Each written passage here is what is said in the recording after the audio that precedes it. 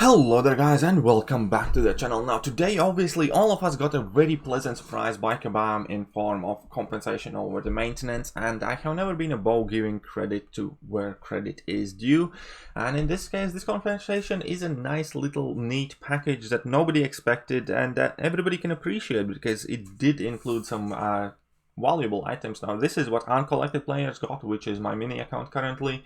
Now obviously Cavalier players got an upgraded version of this, but basically there were some energy refills, some revives, some health potions, some shards, which is a nice little surprise. It's nothing game breaking, it's nothing account changing. There are no, I don't know, ridiculous value in it, but the fact itself that it did happen and it typically doesn't is a very nice thing. However, at the same point, we cannot let this or anything else kind of like distract our eyes from the ball, and the ball is currently all of the problems with the game. And what is Kabam gonna do about it? Because it has been about 2 weeks since the community pretty much exploded. It has been about 2 weeks since Kabam effectively started getting all our feedback, and vast majority of it was like kind of already out on a table within a day.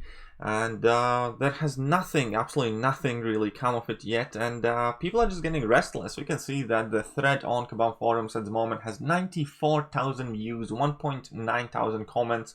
Probably more realistically it had about 3,000 comments, just that every third comment pretty much gets deleted at this point, because I have seen the thread jump from 65 to 64 to 63 pages, and so many times that it's quite hilarious, because Kabam is seriously working some cleanup up there, which is even more frustrating considering that they are not replying to it. So the purpose of today's video was to remind myself and hopefully yourselves the things that we believe should be improved in the game.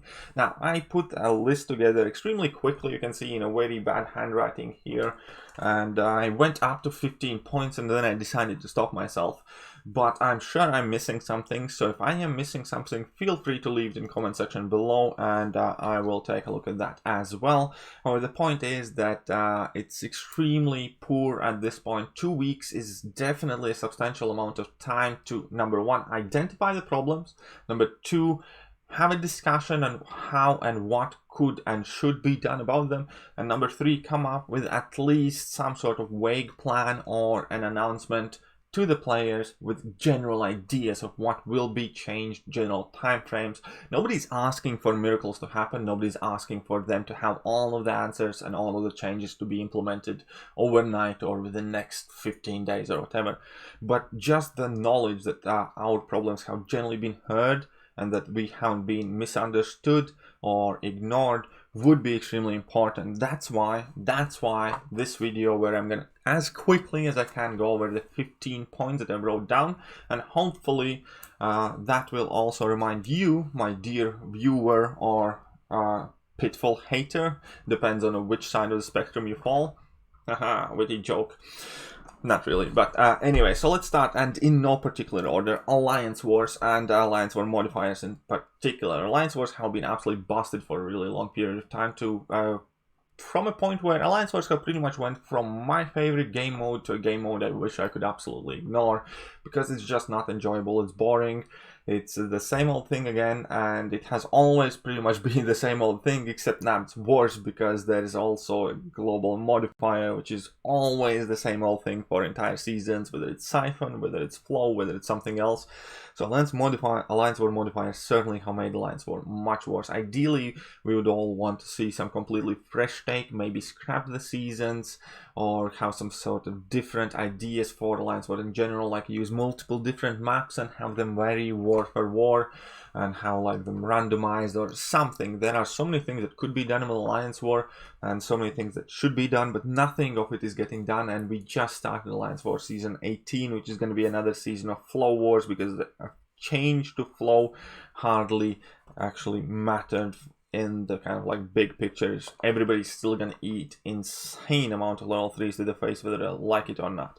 Anyways, number two, crystals and champion acquisition in general. Now, first and foremost point to make here, and haven't seen spoken too much, is well, yes, the crystals have higher than ever pretty much chance to give you a garbage champion, which leads to a very bad 6-star and 5-star rosters and very depressing player experience. Additionally, Kabam has taken away only option that people had to target specific champions via 5-star feature crystal. When they change these format, these feature crystals operate, and now obviously with 6-star rosters we never have had a chance to target any 6-star champion, so majority's 6-star rosters look horrible. The best example here to talk about 6-star crystals and 6-star acquisition speed in general, if you're not dropping absolute bombs of cash at Kabam, would be Brian Grant. Brian Grant basically went from being somewhere in top 500 in players general rated list, and from being in top 20 alliance with a relatively competitive prestige, to a point where he has left his alliance. He could not get back based on prestige to any even similarly level alliance, let alone for Loki probably, or only reason if he would be allowed back in there would be if his teammates would agree to take one for the team and let him bring down the alliance prestige by quite a bit, because he has fallen behind. And only reason why he has fallen behind is because he doesn't spend on Kamala crystals, because he doesn't have a good 6-star roster. Quite frankly, looking at Brian Grant's 6-star roster is just quite sad, knowing how much time he spends playing this game and how much energy he has put into this account. His account has fallen back far, to a point where it's probably never going to be competitive again. As he said himself, he's never going to be able to run Legends runs, so on and so forth. So there are definite problems with the way RNG works, the fact that free-to-play or low spending people cannot target specific champions, and the 6-star acquisition speed in general, because if you're not a big blubbery whale, or at least a moderate spender, your 6-star roster is likely looking absolutely pathetic. Now all of that combined with the fact that you need to get a specific class Awakening Gem or a specific tier 5 class Catalyst to even rank up these champions is yeah, just opposite of Game of Thrones. The odds will never be in your favor unless you open 5 million Cavalier crystals, which is complete, well, stupidity. So that is a certain problem that needs to be addressed. Point number 3, Act 6 and general node design in Act 6. Yes, once again, I'm gonna tell you, Do You Bleed Rogue and Acid Wash Mysterio is mentally wrong. Somebody mentally challenged must have designed those nodes, otherwise they are pure sadistic sociopath in hiding, whoever is designing those nodes, because there's nothing fun, nothing interesting, nothing challenging about those fights. They're just irritating, boring, frustrating, and just well, sad. And that goes to a lot of Act 6. The nodes in general just punish people for not using Ghost or Quake or Corvus or Omega, and that's about it. These nodes are so restrictive and so challenging that the fun has flown out of the window, never to be seen again. And that is just annoying, and that definitely has to change. The general node design in the game has never been worse. Deal 90% damage, deal 90% less damage unless this, that. No, shut up. Let us deal our normal damage. Give us an option for increased amount of damage, or at least make the nodes somewhat fun rather than more restrictive like an undersized tidy whiteys. Do not ask. Okay, point number 4, attack and health values, and this is directly referencing DNA 3000, who made a fantastic post basically showing that Act 6 is effectively being tuned to 8-star champion power level if we're speaking strictly to attack values and how much block damage you take, so on and so forth. And that is the big difference, where also once again the enjoyment flies out of the window, because in Act 5 or Act 4 for instance, if you're playing with a roster that was ranked appropriately for a time period, you made a mistake, you ate a combo, you didn't die for it. In Act 6, you miss a parry, 15% of your health is gone. You take a hit and a block, 30% of your health is gone. You eat a combo, you're dead. These attack and health values are just getting ridiculous, to a point where once again it's just not enjoyable to play, because it's far too punishing, far too stressful, and you can make challenging fights like Grandmaster fight has proved, like Thanos Uncollected Boss had proved previously, but opponent's attack value doesn't have to be infinity +1. You shouldn't be dying from taking a block damage in every single fight. If you want to design a fight where blocking is discouraged, put an invade on it. Done. It doesn't have to be every single goddamn fight where if you make a mistake, you're automatically dead, even if you're using the highest ranked champions available. So retuning of attack and health pool values, and ideally just reworking Act 6 and getting rid of some of the most frustrating nodes in general. Get rid of Mr. Sinister Boss, get rid of Do You Bleed Rogue and crap like that, get rid of Acid Wash Mysterios, and all of the other horrible node designs that are there. Do not change everything about it, it's too late. Act 6 is a lost cause. Majority of the people will probably never play it because it's that bad, but at least give them a reason to give it another go. Right, 6 stones and prestige paywall is another issue where, for instance, Hector has made a video about where Brian Grant has said that because of 6 stones and lack of 6 stars, he will probably never run Legends runs again. My personal prestige has sank down to 3rd lowest in my alliance. Why? Just because I'm not as wealthy as many of my alliance mates are, and there is absolutely no way for me to actually earn 6-star signature stones. I did buy vast majority of the offers, except of the abomination of the offer that was released last week or this week or whenever it was, because that was just pathetic, and we're gonna get to it later. But the point being is, give players a way how to earn at least some 6 stones to remain somewhat competitive, because at this point 6 stars are needed to have a decent prestige. That's just the way it is. Plenty of people have ranked up 6 stars. That is the prestige ceiling right now.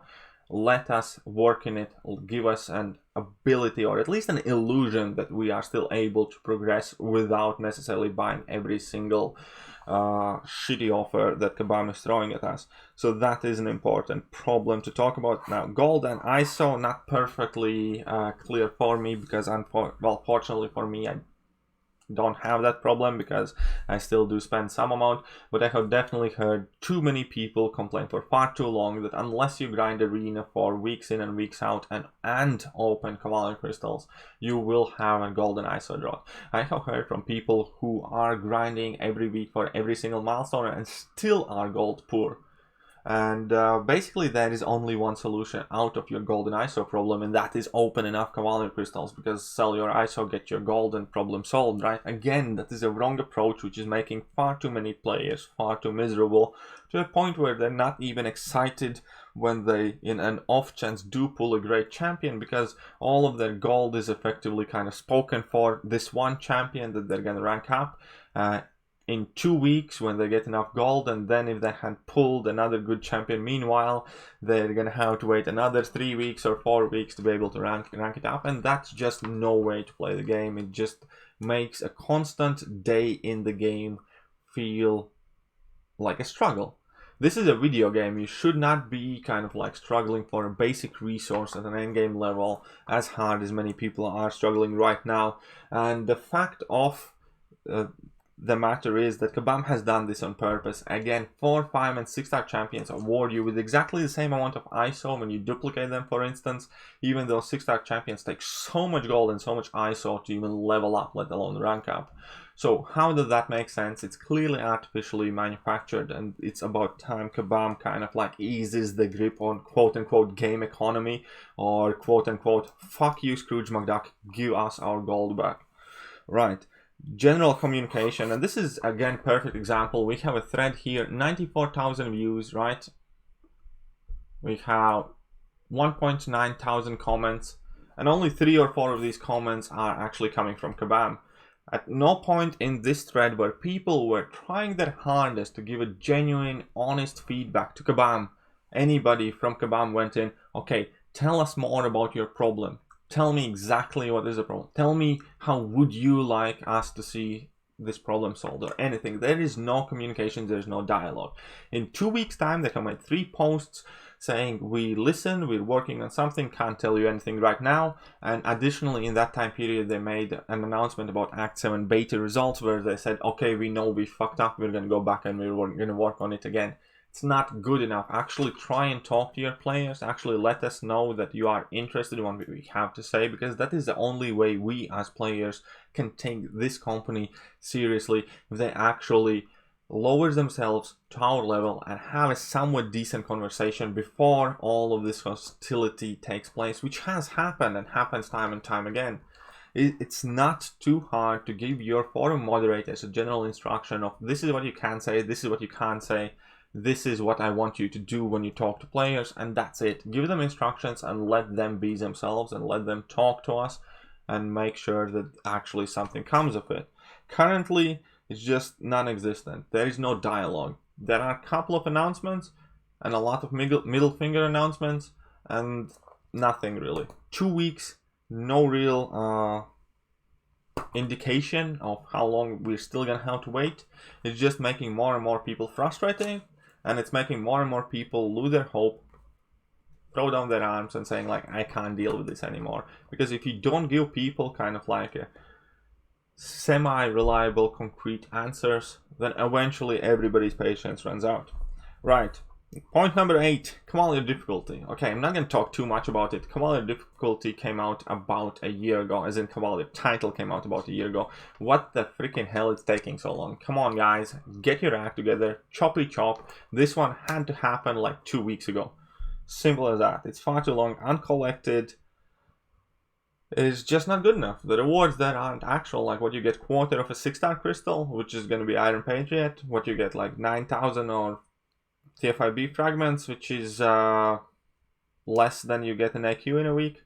No, Cavalier difficulty, long needed, well overdue, no excuse for that one, should have happened months ago. Point number 9, lack of boss rushes, celebrity challenges, and all interesting type of events like maze, for instance. Because let's take right now in the game, for example, side event is relatively crap. I'm not gonna be too negative. Rifts, some people like them, I don't like them, but the fact of the matter is they do not take a long amount of time to do. And once you do them, there's nothing really else to do in the game. Yes, you can say go do Abyss, but again, Abyss is a type of content where you need to either be able to drop a couple of audience or save resource for a long amount of time. So Abyss is not something you can just go in and do a little bit of an Abyss, right? No, Abyss is like a big kind of like thing that you need to prepare for and do it in like time that's appropriate for you. Act 6. Well, I'm sorry to break it to you, but vast majority of the people hate Act 6 so much that they wouldn't try to complete or explore it, especially explore it at this point, even if you paid for it. So Act 6, being the total failure that it is, cannot be kind of like considered as like active content to do, because many people simply will not do Act 6 kind of like out of the principle. They had completed it, that's good enough for them, leave them alone, they're not interested because it sucks. And I understand people who don't want to do Act 6 because it sucks, which is fair enough. And take those two things away, what you're left with: Arena, which so many people hate and it's so boring, or Incursions, which can be interesting but are absolutely unrewarding. And there's nothing else happening. It's one of the most boring times in the game right now. Effectively, this game has a fundamental problem. Unless it has released like a big piece of content like Variant, like Abyss, like a new chapter of Act 6 or whatever, the middle of the month to end of the month is always lackluster, and that is where these small boss rushes, celebrity challenges, where, I don't know, Seaton had a great idea of beat the boss type of thing, should come in. That's nothing major, that's nothing game breaking, that's just kind of neat, has some decent, good rewards, but most importantly offers fun and keeps people logging in, keeps people interested. So certainly a lot could and should be done with like these smaller maze type, boss rush challenge type things that just gives people an optional thing to do, because surprise surprise, vast majority of the latest content that Kabam has released is just well, horrible, and many people will never do it because it's freaking overtuned. Right, point number 10, outdated daily events, 3-day events, and weekly events. I think nothing illustrates this point better that Cavalier Cavalier level players are still getting 3-star signature stones in daily events or whatever. What the hell is up with that? The fact that Cavalier level players are getting premium hero crystal shards from 3-day events. Why? Again, at the risk of sounding snobbish or country clubbish, I don't really care about 5 stars anymore. Obviously, 5 stars are decent, but mainly because they give 6-star shards. And 6 stars is where it's at. Why would I be interested in a crystal that awards me from 2, 3, or 4-star champion? I couldn't give less of a shit about any of them. Only reason only way I look at a 4-star crystal these days is that's 250 5-star shards, or 500 5-star shards if I'm lucky. Why my event quest gives me best case scenario of a 4-star that I don't care about. It just does not make any sense. And again, if one person brings up game economy, I swear I will shove this notepad up somebody's keister. I am sick and tired of hearing game economy would be thrown off balance or whatever. No, it wouldn't. You know what throws me off balance, off my mental freaking balance? The fact that I randomly happen to be getting more premium hero crystals than I ever have at a time when I couldn't give a fuck. That's right, half of the time I can't even be bothered opening premium hero crystal shard, just like I can't be bothered opening some shitty quest crystals that award me 50 ISO bricks. Okay, and Summoner Advancement. Now, our alliance typically finishes, for instance, in top 5 in Summoner Advancement. That means, as an alliance that spends top 5 amount in the game every week, we're still getting 4-star shards as a reward for that. Now that is some 2016 type of shit scenario rewards. It's as simple as that. Like, if somebody clearly spends that much money on a game that they outspend everybody, right? Where do you think people get those points to rank up high in Summoner Advancement? Opening premium hero crystals? No, they open Cavalier crystals. What do Cavalier crystals give? 6 stars and 5 stars. Why the hell, as a reward for opening the most Cavalier crystals or 5th most Cavalier crystals in the entire world, would you give reward as a 4-star fucking crystal shards? That is some very seriously outdated shit, and fix it right now. Okay, let's quickly moving on. 11. Champion disparity and too many outdated champions. Now that's just a simple fact. You are revamping 1 or 2 or 3 champions a year. Hulkbuster buff taking 6 years, it's still not live. It's simply not good enough. And that is a very quick and easy solution. Vast majority of the reason why all of the champions who absolutely suck donkey's ass in this game is the damage output. It doesn't take a genius to give each of these champions that are effectively absolutely worthless some small slight buff that would primarily focus on their damage output and maybe a tiny bit of utility. Best example here is Gamora. Now Gamora's buff came as a surprise. It wasn't announced, it wasn't beta tested, and it wasn't major. It didn't make Gamora amazing, it didn't make Gamora insane, but Gamora is a decent champion now that can actually do some damage and can be used in some content, thanks to the fact that she doesn't hit like a 3-year-old Girl Scout anymore.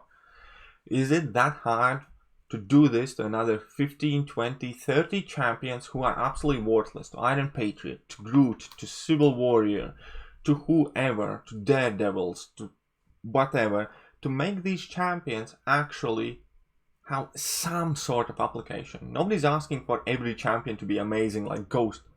But the fact that there are so many champions who are absolutely and utterly worthless is just off-putting, offsetting. Like, vast majority of the crystals that we're getting right now is something that's medicore or absolute garbage.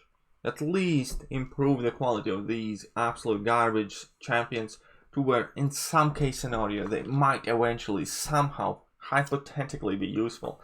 But right now, for instance, when you pull a champion like Iron Patriot, why? What for? Like, what will it ever do? Nothing. So that is a very quick solution, just series of small quick reworks, increasing their stats, increasing their attack, increasing their damage, maybe giving them small tiny bits of utility, and then eventually you can put them through your comprehensive rework thing like you do with Colossus, Venom and Hulkbuster. But for now, as a quick fix, just meddle with their stats, give them a couple extra abilities, and make them not absolutely suck. As simple as that, and should be done long ago, can easily be done in 1 month to 15, 20, 30 champions. Or, I don't know, month, do 10 champions, and then for a couple of months carry on. And then once you're done, actually start increasing the amount of champions you properly rework. Okay. Champion disparity, there we go. Number 12 now. 12 is a point I personally couldn't care less about because I hate arenas, but arenas are flippin' busted right now. Scores are getting out of hand, and the worst and sad bit is that they're not even 5-star arenas at a time when everybody's pulling Cavalier Crystal 6 stars is just sad. One of the saddest things in my life I had done in Marvel Concept Champions was I grinded for a champion for 3 days about half a year ago, and I spent units, I spent my time, and then somebody just opens Cavalier Crystal and gets a 6 star, and I'm stuck with my 5 star. And effectively somebody who spent 300 units in no time at all gets rewarded better than somebody who spent 2 Odins and dedication and grind for 3 days. They're just wrong. A long time since we need 6-star arena, and a long time since we need arenas revamped and rewards increased in arenas and more units. Get rid of premium hero crystal shards, add in Cavalier crystal shards and stuff like that. Arenas are severely outdated, and to pile on KT Candy's latest beef with arenas, what the hell is up with the death matches now? If you are allowed to use a champion in arena, you should be allowed to use a champion in arena. It's quite simple as that. Just get rid of the whole deathmatch thing. If you're able to get to, I don't know, streak 20, then just disable the whole deathmatch thing at all, period. Right, 13, masteries, specifically in lack of quality of life improvements. And masteries is such a sore spot because they do not only take an absolute fortune to reset, but they also take so freaking long. The nabs at Alliance War Seasons back, I already remember the pain, because immediately I had to take off my suicides, place my defense, then I had to put my suicides back on because the AQ team that I brought in is reliant on suicide masteries. And then Alliance War attack is going to start, where I'm going to probably have to take off the suicides, and then I'm going to have to place them back on. And it's just horrible. Horrible. Not to mention the fact that we haven't had any new masteries since like 2017 or 2018. 2017 I think is when Deep Ruins got added.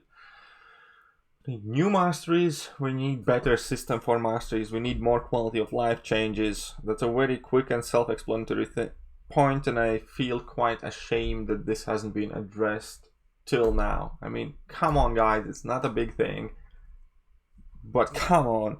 Right, 14 would be totalitarian forums and threads getting derailed and people getting basically banned for asking why they got banned. And that is like a legitimate story, just like all of those funny stories you have heard about American policemen trying to arrest a guy on a street, and when the guy asks why am I getting arrested for, and the policeman is simply replying for resisting an arrest. And then when you ask, yeah, but why am I getting arrested for in the first place, at that point policeman starts hitting the guy and battering and getting him to the ground. That is effectively what Kabam Forum is right now, because if you saw as much post as a message in a sentiment that some Kabam Forum moderator possibly may or may not have been on her period, not speaking from personal experience, does not appreciate the tone in your post or whatever, or doesn't personally deem it to be, I don't know,